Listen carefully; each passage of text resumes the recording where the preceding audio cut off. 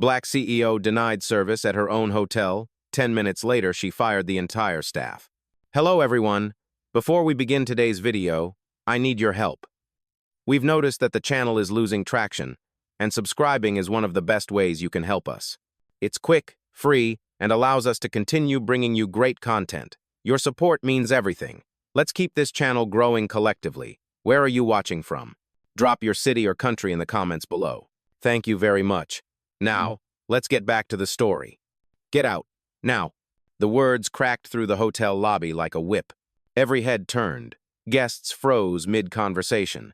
A barista's hand lingered in the air, milk foam dripping into nothing. Behind the marble counter, the hotel manager leaned forward, finger stabbing the air at a black woman in a plain black shirt. His jaw was tight, his voice booming, not private but designed to humiliate. The woman didn't flinch. Her eyes widened for a second, but her body stayed still, calm as stone. She didn't argue. She didn't beg. She didn't move. To the left, a young man lifted his phone, red light glowing. He whispered, "You seeing this?" Another guest hissed back, "Shh, record it." In the background, a blonde clerk smirked as if the spectacle was entertainment. And from the mezzanine stairs, more faces appeared, drawn by the tension. The manager's voice rose. "This hotel is not for your kind. Leave before I call security." A hush swept the lobby. The chandelier above seemed to tremble, each crystal vibrating with the charge in the air. The woman's silence made the insult louder, heavier.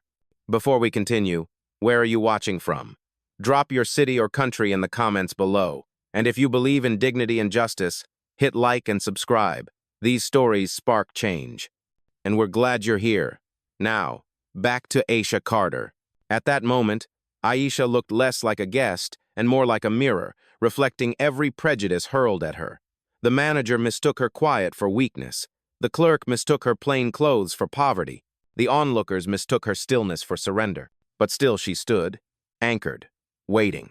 The man stepped closer, tie swinging as he jabbed his finger toward the exit. I said, "Get out." His spit caught the light. His authority was his weapon, his voice, his shield. Aisha's lips parted slightly, but instead of defending herself, she inhaled. Steady, controlled. She let the insult hang in the air like smoke, let the crowd breathe it in, let the injustice show itself without her raising a single word. A blonde clerk leaned toward the manager, whispering just loud enough to carry, "Probably a scammer. I'll call it in." She pressed a button under the counter. A shrill tone echoed, "Security alert." Guests shifted uncomfortably. A couple whispered in Spanish, "Esto no es bien."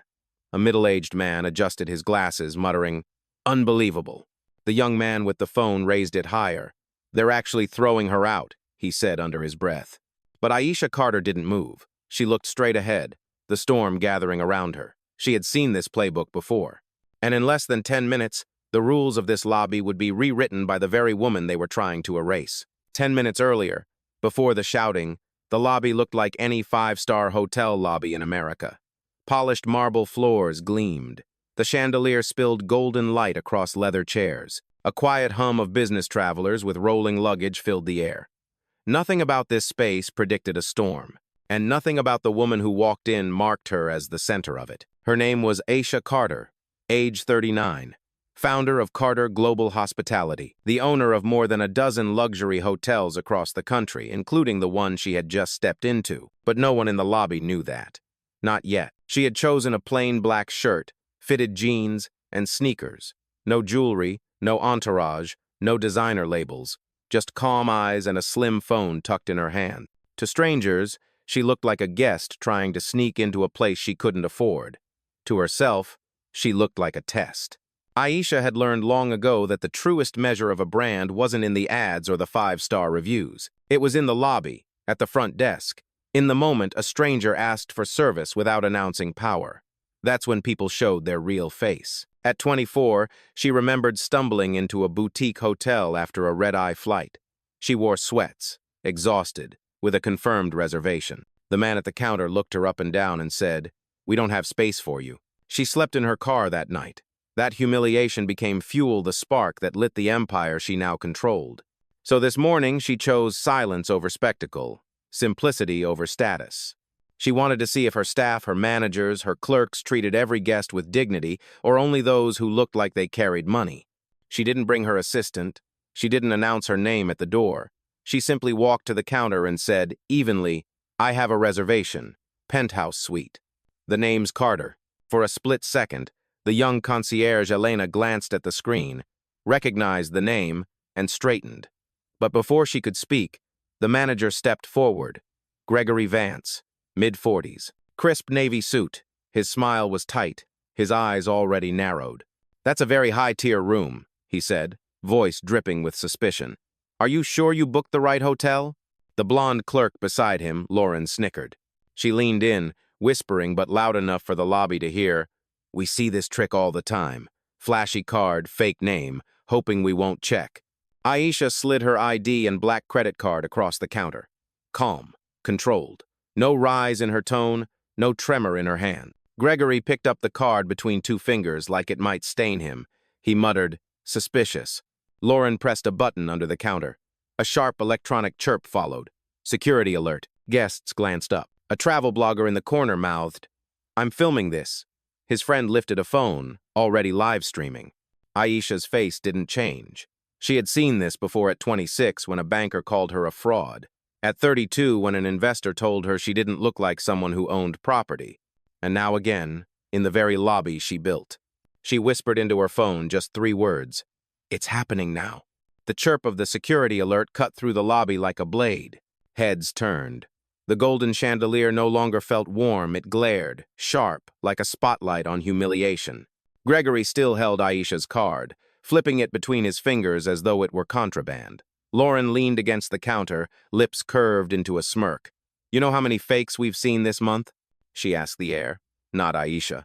"It's always the same story. Big talk, no proof." Her words carried just enough volume to reach the lounge chairs. A couple sitting with lattes shifted uncomfortably. A mother with her teenage daughter gripped her suitcase tighter. Gregory placed the card on the counter with exaggerated care, then slid it toward Kevin, the youngest clerk hovering nearby. "Lock it up," he ordered. Kevin opened a brushed steel drawer, dropped the card inside, and slammed it shut like he'd just caged a threat. "You're done here," Gregory said flatly. "Reservation canceled," the crowd murmured. A travel blogger named Sophie whispered to her friend, "They just took her card." Her companion Jacob shook his head, voice low but urgent. "This is theft. I'm streaming this Seattle Horizon Grand. Look what's happening right now." The red glow of his phone camera cast a thin light across the marble. For the first time, the staff weren't just speaking to Aisha, they were performing for an audience they didn't realize was bigger than the room. Aisha's face didn't shift. Her silence was louder than Gregory's bark. She clasped her hands, calm as if she were waiting for a meeting to begin. Lauren leaned in closer, her voice dripping with disdain. "You people always think a fancy card and a confident walk will fool us." Gasps rippled across the lobby. The phrase, "you people," struck sharper than the security alarm. Elena, the young concierge who had noticed Aisha's reservation earlier, bit her lip. Her eyes flicked between Gregory and the computer screen, but she said nothing. Not yet. From the mezzanine, a man whispered into his phone, "They're harassing her." Another guest muttered in Spanish, "Esto es vergonzoso." "This is shameful." Gregory straightened his tie, his authority swelling with every insult. "Security is on the way," he announced. "Save yourself the trouble and leave." Aisha didn't move. Her stillness was unsettling, a contrast to the chaos building around her. It was the same stillness she had carried at 24 when she slept in her car after being denied service, the same stillness that fueled her empire. Jacob's live stream climbed past 100 viewers. Comments scrolled, "Unreal. Name the hotel. Justice needs to be seen." Lauren's smirk widened. "Go ahead. Film. It won't change the fact she doesn't belong here." But she was wrong. Every second of silence, every cruel word, every dismissive gesture was already building into something larger. The storm wasn't coming. It was here. And Aisha Carter, silent and unshaken, stood at the eye of it. The lobby hummed with tension. Phones rose higher. Whispers turned into a steady murmur. And yet, at the center of it all, Aisha Carter hadn't moved an inch. Her purse rested neatly on the counter, her hands folded together, fingers interlaced with a calm that looked almost rehearsed. She wasn't pleading, she wasn't demanding, she was waiting.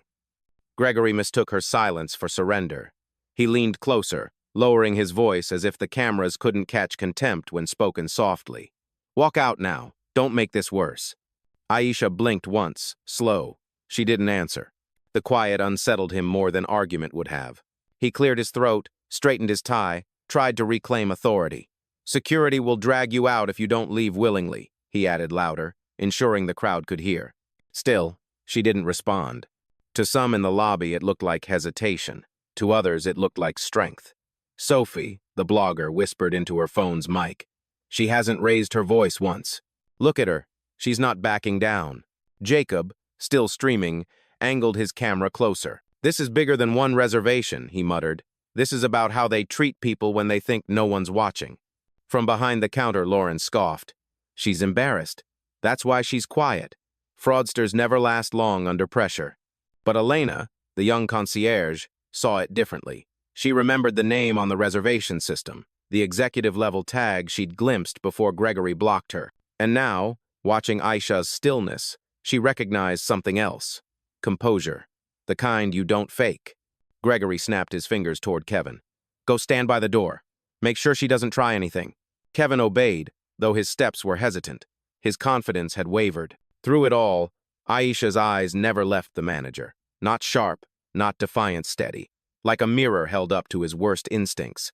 In that stillness, a memory flickered in her mind. She was 16 again, standing in a Charlotte hotel lobby, dressed in her Sunday best, waiting for her parents to arrive. A clerk told her, "This area is for guests only." He didn't believe she belonged. He escorted her outside. The sidewalk was her waiting room, the shame, her companion. Now, decades later, the same judgment played again. Same script, different stage. But this time, she wasn't 16. She was the owner. The lobby's tension thickened. Guests fidgeted, unsure if they were watching an ordinary dispute or something historic. Finally, Aisha exhaled, a sound so soft it barely carried, yet it shifted the room. Then she whispered, not to Gregory, not to Lauren, not even to the crowd. She whispered to herself, but the microphone of Jacob's live stream caught it. "They always think silence is weakness." The words rolled out slow, deliberate. Not a defense, a promise. The red glow from Jacob's live stream painted a faint circle on the marble floor. More phones began to rise, lenses glinting under the chandelier. The lobby, once a quiet passageway of business travelers, was becoming an audience. Sophie adjusted her angle, whispering into her mic. "They're treating her like a criminal. No yelling, no scene, she's just standing there." Her voice trembled with outrage. The chat on her stream surged. "What's the hotel name? Post the address." Tagging news outlets now. At the corner sofa, a man in his 30s Latino, carrying a toddler, pulled out his phone. He didn't record at first. He simply shook his head, muttering, "Esto no es correcto." His wife, eyes wide, whispered back, "Then say something." He hesitated, then finally raised his camera, too. Behind the counter, Gregory's posture stiffened as he noticed the growing forest of phones. He barked, "Stop filming! This is private property." His words cracked through the lobby, but they landed weak. Nobody lowered their devices. Aisha didn't speak. Her silence made the camera's focus sharper, her stillness anchoring every angle. Then it happened. Elena, the young concierge, finally stepped out from behind her podium. Her hands trembled, but her voice found courage. "She's not lying," she said, soft but clear enough for nearby guests. Heads turned. "I saw her reservation this morning. It's real." The lobby gasped. Gregory spun toward her, his face red. "Enough. One more word and you're finished here." But the damage was done. A witness had spoken. A murmur rippled through the crowd. A middle-aged man in a navy blazer muttered, "If her name's in the system, why are they treating her like this?" His wife leaned in, whispering, "Because they thought no one would notice." Sophie raised her voice now, emboldened by Elena's stand. "We are noticing, and we're filming. The world's watching." "How?" Lauren scoffed, but her smirk faltered. "They don't understand protocol," she muttered, but her tone lacked conviction. The toddler in the Latino father's arms began fussing, his small cries cutting the tension like cracks in glass. The man bounced him gently, eyes burning with indignation. "We're not leaving," he said louder this time. "Not until she gets her room." Gregory's jaw clenched. His authority was unraveling, thread by thread. Aisha, still silent, let the crowd speak. Every witness was another echo of justice she didn't have to demand. Finally, Jacob lowered his camera slightly, turning toward her. "Mom," he said softly, "do you want us to keep filming?" For the first time, Aisha moved. She turned her head, eyes steady on his. Her voice, low but firm, carried across the lobby. "Use your words, not just your lenses." The lobby fell silent for a beat. Cameras trembled in hands. And then, one by one, voices began to rise. "She belongs here. Till. This isn't right. You don't get to erase her." The tide was shifting, not with shouting, but with truth. And Aisha Carter, silent, patient, commanding, was letting it happen. Gregory's face burned crimson, his authority unraveling under the weight of cameras and whispers. He slammed his palm against the counter, rattling the pens in their holder. "Enough of this circus." His voice echoed through the vaulted lobby. "You're a fraud, a scammer. We've seen this before, people like you pretending to belong." The words "people like you" landed heavy, sharp as glass. A woman near the elevator gasped audibly. The Latino father clutched his toddler closer, muttering under his breath, "Unbelievable." Lauren stepped forward, seizing the moment. "You're wasting everyone's time," she sneered. "This hotel doesn't tolerate deception. You'll be escorted out one way or another." The crowd buzzed with outrage. Sophie lifted her phone higher, her voice trembling but clear. "She gave you her ID. She gave you her card. You took them. That's theft, not policy." Gregory shot her a glare. "Stay out of this. You're interfering with hotel operations." But Sophie didn't lower her phone. "No, I'm documenting abuse." Kevin, still stationed by the door, crossed his arms, trying to look authoritative, but his eyes darted nervously from camera to camera. The room was no longer an audience, it was evidence. Gregory turned back to Aisha, his voice dropping venom.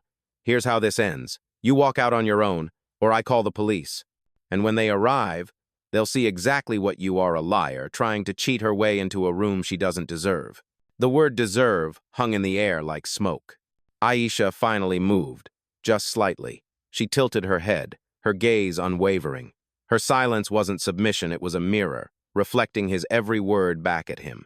Elena stepped forward again, unable to stay quiet. Her voice shook, but her conviction didn't. "Her reservation is valid. I saw it with my own eyes. You're lying." Gasps rippled again. The crowd pressed closer, a loose half-circle forming behind Aisha. Gregory snapped, his mask slipping. "You're finished, Elena. Pack your things after this shift." Elena's chin lifted. "If speaking the truth costs me my job, so be it. But I won't watch you humiliate her." "Kun!" Applause broke out scattered, hesitant at first, then stronger. A man in a navy suit clapped twice, loudly. "She's right," he said. "You don't get to erase her twice." Gregory's fury flared. He jabbed a finger toward the phone in Aisha's hand. "Film all you want. It won't change reality. You don't belong here." Finally, Aisha spoke, her voice low but sharp enough to slice through the noise. "Finish that sentence." The lobby froze. Gregory's mouth opened, then shut. He couldn't. Not with 100 eyes watching. Not with phones capturing every breath. Her silence had been power. Her words, now few, were judgment. And in that moment, everyone felt it, the scales tipping, the tide turning. The manager's authority was slipping through his fingers like sand.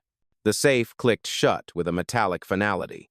Kevin's hand lingered on the steel door as if he'd just locked away contraband. Gregory nodded at him, a smug satisfaction curling across his face. "Her card is company property now," Gregory announced loudly, ensuring every guest could hear. "Until the bank verifies it, she's not getting it back." A chorus of gasps erupted across the lobby. Sophie nearly dropped her phone. "That's theft," she exclaimed, her voice carrying over the marble.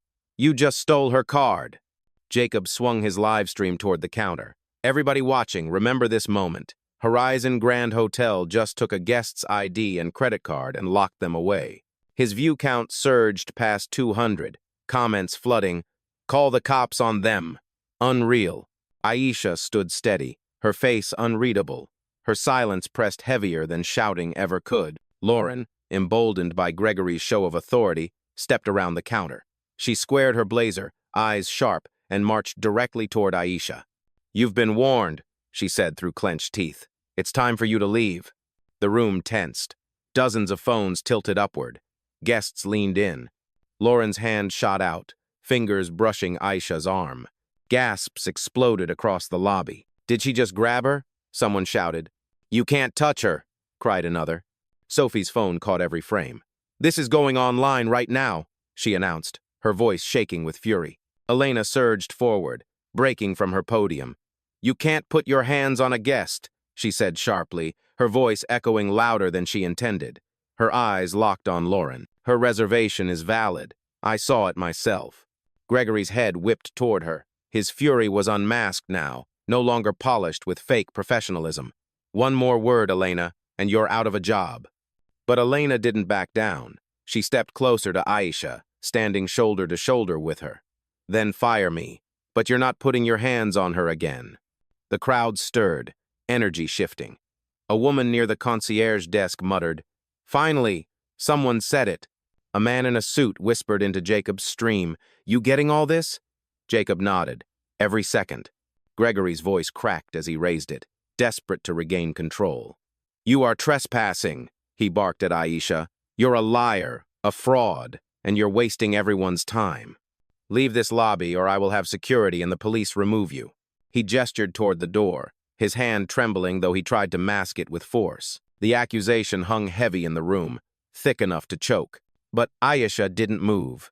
She simply looked at him, calm, unwavering. Then she said one sentence, so soft it almost didn't sound like a threat until the weight of it sank in. You've just made the worst mistake of your career. The lobby stilled. Guests held their breath. Phones hovered like witnesses carved from glass. Gregory smirked, mistaking her composure for bluff. You think so? He mocked. Her eyes narrowed, not in anger, but in certainty. I don't think. I know. Oh, and though he didn't understand it yet, the storm he had summoned was about to consume him live, in front of every witness, with no way back. Gregory's grin lingered as if he'd won. The safe was locked. The threat of police hung in the air, and the crowd's outrage, though loud, hadn't yet undone him. But Aisha Carter didn't blink.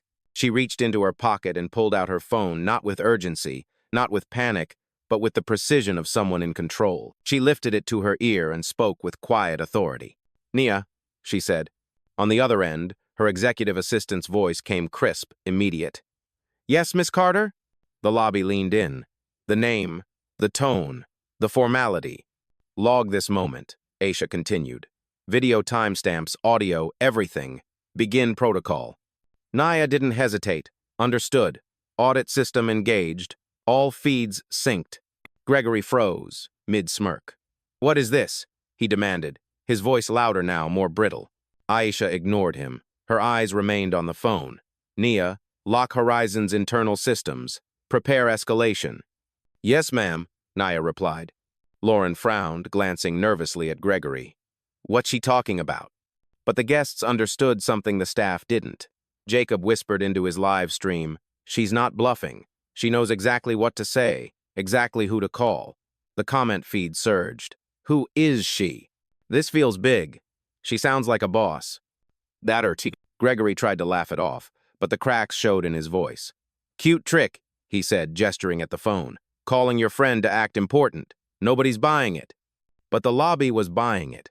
Every second of Aisha's composure was proof of something larger, something just out of reach. Elena's breath caught. She had heard the name Nia Thompson before whispers in internal emails, directives marked with her signature. It wasn't the name of a random assistant. It was the name attached to owner-level communications. Aisha lowered the phone slightly, her gaze cutting through Gregory like glass. You thought you could erase me with a safe and a threat, she said evenly. But you've only erased your own future. Lauren scoffed, trying to salvage confidence. Big words. But security's coming, and when they do, before she could finish, Nia's voice rang clear through the speaker. Miss Carter, the system confirms your card is locked in the staff safe, logged as theft. Would you like me to escalate to corporate compliance and legal audit? The lobby erupted in whispers. Guests mouthed the words compliance and legal audit as if the air itself had shifted. Gregory's smugness faltered, his face drained of color. Wait, he stammered. Compliance? Jacob's live stream chat exploded. She owns them, doesn't she? This is about to flip. He's done. Aisha lifted the phone back to her ear. Her voice was calm, steady, final. Proceed, Nia. Begin escalation, and patch Carla through if needed. Yes, Miss Carter, came the immediate reply. For the first time that morning, Gregory had no words. His authority had met something larger, something he couldn't control. And though he didn't yet know who she was, the lobby did. The energy had shifted. The tide was turning. Justice had just entered the room. The room vibrated with whispers. Compliance, audit, legal. Words that didn't belong to an ordinary guest. Words that carried weight, structure, authority. Phones hovered higher now. Every lens trained on the black woman standing motionless in sneakers and a plain black shirt. Gregory tried to muster control. His face glistened under the chandelier's glow. This is nonsense, he snapped. She's bluffing. A fraud with a script. That's all this is. But even as he spoke, his voice cracked, betraying him. Elena stepped forward again, heart pounding. She's not bluffing, she said firmly. I saw her name in the system this morning. It wasn't just a reservation, it was flagged executive. Owner level. The lobby gasped. Guests shifted. A man near the lounge chairs muttered, Wait! Owner? Lauren's face paled. No, she whispered, almost to herself. That can't be true. Jacob swung his live stream back toward Aisha, whispering into his mic. This is it. This is the twist. The comment feed erupted. She's the owner. No way. Justice incoming? Finally, Aisha raised her head. Her voice carried not in volume, but in gravity. Every syllable landed like a gavel. You think I don't belong? She paused, scanning the room, locking eyes with Gregory, then Lauren, then Kevin. Then ask yourself, why do you? The words ricocheted off the marble walls. The crowd inhaled sharply. Gregory staggered. You can't. Aisha stepped forward, closing the distance, her presence alone enough to tilt the balance of the room. Her voice, calm and unwavering, cut through the silence. This lobby belongs to me. The sentence fell like a thunderclap. The crowd erupted. Gasps, murmurs, phones shaking in hands. A woman near the staircase clapped her palm over her mouth. A man in a navy suit whispered, Oh my God, it's hers. Lauren stumbled backward, eyes wide. Gregory, she's not lying. Gregory's composure shattered. His lips moved, but no words came. He looked smaller now, diminished in the shadow of the truth. Aisha didn't need to raise her voice. The revelation itself was louder than any scream. Behind her, the loose half-circle of guests tightened, not hostile but protective, as if the crowd itself had declared allegiance. They weren't just witnesses anymore. They were her shield. Sophie lowered her phone for a split second, whispering to Jacob, This isn't humiliation anymore. It's history. Jacob nodded, still streaming. The power just shifted, right in front of us. Kamzel. Aisha turned slightly, surveying the lobby. The marble floor gleamed back at her, no longer a stage of degradation but a courtroom. And in this courtroom, she was judge, jury, and owner. She lifted her phone once more, her voice crisp. Nia, confirm ownership authorization for Horizon Grand. Nia's voice returned instantly, projected into the hushed air. Confirmed. Executive-level clearance. Miss Carter is listed as sole founder and majority shareholder. System verified. Tuiza. The silence that followed was deafening. Phones caught every twitch of Gregory's face, every flicker of disbelief across Lauren's. Aisha slipped the phone into her pocket. She didn't need it anymore. The truth was enough. She faced Gregory directly, her eyes steady, her words final. You didn't just insult a guest. She let the pause linger, heavy as stone. You insulted the owner. The lobby erupted not in chaos, but in clarity. The balance of power had shifted, irreversible, undeniable, and Gregory Vance, once smug behind his counter, now stood trial before every eye in the room. The revelation hung in the air like thunder that refused to fade. Guests exchanged stunned glances, their phones still lifted, as if no one wanted to be the one who missed the next second. A woman in a red scarf whispered, She owns it. This entire hotel is hers. The words spread through the lobby faster than any announcement system. Gregory's face drained of color. Just moments ago he stood tall, chest puffed, barking orders. Now he looked smaller, his authority leaking from him like air from a punctured balloon. He opened his mouth, but no sound came. Lauren backed away from the counter, her hands trembling. She glanced toward Gregory for direction, but found none. Her smirk was gone, replaced by a hollow dread. Kevin fidgeted near the safe, the weight of what he'd done pressing down. "Greg," he whispered, voice breaking. "If she's the owner, then we just stole from her." The crowd erupted in murmurs, some guests laughing incredulously, others shaking their heads in disgust. One man in a blazer shouted, "Years of staying here, and this is how you treat your owner." Another woman added, "If they'll do this to her, imagine what they'd do to us." Jacob's live stream counter ticked higher 500, then 1,000. Comments flooded in. "This is insane. Hotel staff are finished. I can't believe I'm watching this live." Sophie panned her phone across the room, whispering, "They're panicking. Look at their faces. They know it's over." Elena, still standing firmly at Aisha's side, spoke loud enough for everyone to hear. "I told you her reservation was valid. I told you." Her voice wavered, but her courage didn't. Lauren snapped at her, desperate to cling to control. "Shut up, Elena, you'll lose your job!" Ever since, Elena shot back without hesitation. "Better that than lose my integrity." Applause broke out. This time it wasn't scattered, it was loud, rolling across the lobby. Guests clapped, some even cheering. The toddler in the Latino father's arms clapped too, tiny hands slapping together in rhythm with the crowd. Gregory staggered backward, gripping the counter for balance. His eyes darted around the room, searching for an ally, but every gaze that met his was cold. Even Kevin couldn't look at him. This isn't real," Gregory muttered, his voice cracking. "She's lying. She hacked the system. Anyone could." But no one believed him. Not anymore. Aisha stood steady, saying nothing, her silence a verdict heavier than any judge's gavel. Then Nia's voice, still on speaker, broke the silence with finality. "Miss Carter's ownership has been verified. Incident logs have been archived. All systems recognize her authority." Ho! The lobby erupted again, this time not with applause, but with a roar of vindication. Guests raised their phones higher, recording the collapse of an entire chain of command in real time. Gregory's hand shook as he tried to smooth his tie, his voice breaking into a desperate shout. "You're all being manipulated. She's not who she says she is." But the crowd didn't buy it. The man in the Navy suit shouted back, "No, you're not who you said you were." Yeah. For the first time that morning, the manager who had tried to humiliate her was the one humiliated, cornered, stripped of power, exposed before every witness and every lens. And still, Aisha hadn't raised her voice once. The lobby was no longer a lobby. It was a courtroom, and everyone knew who held the gavel. Aisha slipped her phone back into her palm, her movements calm, deliberate. She didn't need to raise her voice. The silence of the crowd carried her words farther than any microphone. "Nia," she said evenly, "patch Carla through."